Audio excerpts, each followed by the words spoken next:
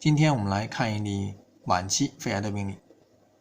这个患者第一次做 CT 就确诊了晚期肺癌，这是一个老年男性，既往呢有50年的烟龄，咳嗽对于他来说就是家常便饭，如果哪一天不咳嗽了，他反而会觉得不正常。近半个月咳嗽加剧了，但仍是干咳，痰中呢也没有看见血丝，起初呢并没有在意，过了1个礼拜，这个咳嗽没有减轻，反而呢会带有右侧胸壁疼，这才想上医院做个 CT 查一下。做 CT 发现纵隔内肺上有一个大的肿块，它这个呢是一个纵隔型的肺癌。我们来看一下它的纵隔窗，这是纵隔窗，中央呢这是纵隔的区域，这是里面的大血管，这是气管。这个肿块呢在这里，肿块大部分是位于纵隔内的，少部分位于肺内。肿块的密度不均匀，这密度略低一点的里面可能会有坏死。肿块的前面呢和前胸壁胸膜关系比较密切，侵犯了胸膜可能会引起胸痛。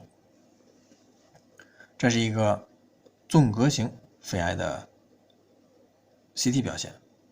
除了这个原发灶，它肺上还发现多发的转移瘤。我们来看一下它的肺创，更加直观。这是它的肺创，我们快速的浏览一下。这里，典型的肺转移瘤就是这种多发的大小不同的球形的结节，边界呢是清楚的。我们往下看，它是双肺弥漫型的，满肺都是这种转移瘤，较大的在这里。再往下呢，也是可以看见这种多发的转移瘤。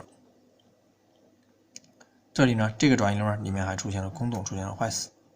再往下看，这里呢都是转移瘤，这里还有一个膜玻璃的转移瘤。除了肺上的转移瘤外，它的腹部也有问题。我们来看一下它的上腹部 CT， 这是它的上腹部 CT。肺癌常见的转移部位呢，在腹部呢就是肾上腺，这是肝脏，这是胃，这是脾脏。肾上腺呢大概就是在这个区域，这是右侧的肾上腺，没有问题。左侧肾上区呢发现一个肿块，这是肾脏还是什么呢？我们再往下看，这是右肾，上面也出来了。再往下走呢，我们看见左肾了。那上面这个呢肿块呢，它就不是肾脏，它就是一个占位了，里面中心的密度偏低一点。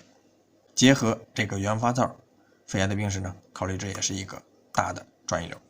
这个病例呢也就看完了。总结一下，这个老年男性患者又是烟龄这么长的，本来就是一个肺癌的好发人群，高危人群。这种患者呢，理应每年都应该做胸部 CT 来筛查一下肺癌，但是这个患者却没有这个意识。他这个肿瘤已经长这么大了，肯定时间要很长了。如果每年能查一下，早期发现这个，可以及时的切掉，大大的延长生存期。那现在呢？现在已经全身满肺肾上腺都转移了，生存期肯定不长了。录这个病例呢，就是想让大家知道一下体检的重要性。